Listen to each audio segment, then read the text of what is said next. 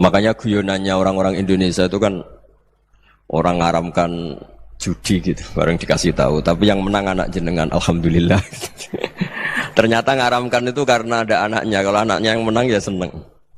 Meskipun itu guyonan, tapi saya punya padanan itu dalam kitab Hikam. Nabi Ibrahim itu Khalilur Rahman, tentu bencinya minta ampun sama yang namanya maksiat.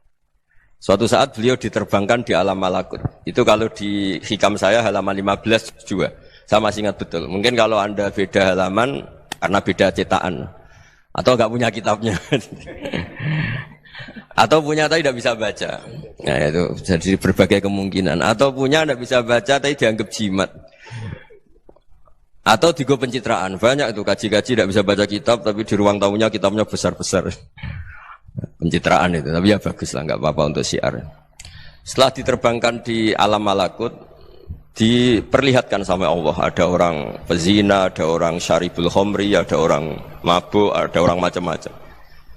Allah tanya sama Nabi Ibrahim, bagaimana pendapat kamu Ibrahim tentang mereka yang maksiat? Kata Nabi Ibrahim, ya Allah habisi saja mereka, mereka hidup di bumi engkau, makan rezeki engkau, kemudian mereka tidak taat sama engkau.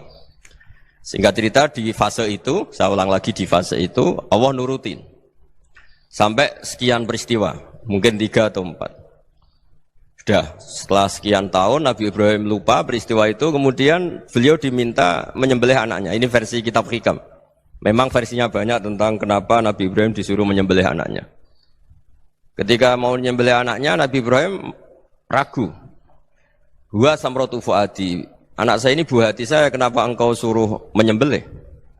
Terus kata Allah, apa kamu tidak ingat ketika kamu saya angkat di alam malakut, kemudian kamu usul bunuh-bunuh, saya tidak mempertimbangkan usul Anda, tapi kenapa sekarang saya merintahkan kamu mikir? Gitu. Terus, ya karena ini anak saya ya Allah. Terus kata Allah, rumang samu wong bukan mata ini gak gawean kau sing gawe kowe enak wae usul mata ini. Jadi saya yang bikin, kemudian Anda enak aja usul membunuh. Semenjak itu Nabi Ibrahim itu di eranya itu asfaqun nas, orang paling sayang sama manusia. Karena kadang kita keras itu ya kebetulan itu udah anak kita, ada keluarga kita. Cara orang Jawa itu kan gitu ya, kalau ada perempuan terus macak yang macam-macam pakai sepeda motor cowok terus wah itu luput suwuk, semoga-moga gini. Tapi setelah dikasih tahu, niku ponakane jenengan, semoga-moga selamat. Jadi jangan-jangan kemarin ahli ma'asi itu kebetulan itu tidak keluarga kita. Kalau keluarga kita yang pernah salah pada kita, semangat kita mintakan maaf. Jangan-jangan kita didikte hukum sosial gitu.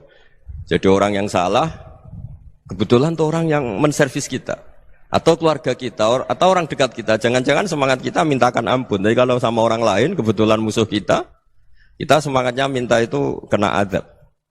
Nah ini yang nggak boleh dalam Islam. Islam mengajarkan niru Rasulullah SAW, Nabi itu rahmatal lil alamin. Bahkan kemarin saya ngaji virtual sama beberapa habaib, ada Habib Ali Al-Jufri dari Mesir, ya, ada Habib Alwi dari Kuitang, ada Habib Nabil Al-Musawa. Dari sekian habaib itu saya masih ingat diantaranya yang didawuhkan rahmatan lil alamin itu ketika Nabi adahu kaumuh, disakiti oleh kaumnya, dan itu mereka masih kafir semua.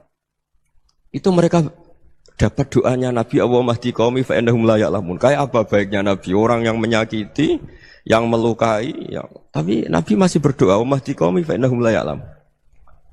Sayyidina Umar dapat doanya Nabi itu yakhina kana kafiran, ketika masih kafir didoakan. Allahumma aizzal Islam bi Umar. Itu ketika masih kafir. Itu pelajaran bagi kita bahwa yang sedang tidak cocok pun itu berdapat doa kita.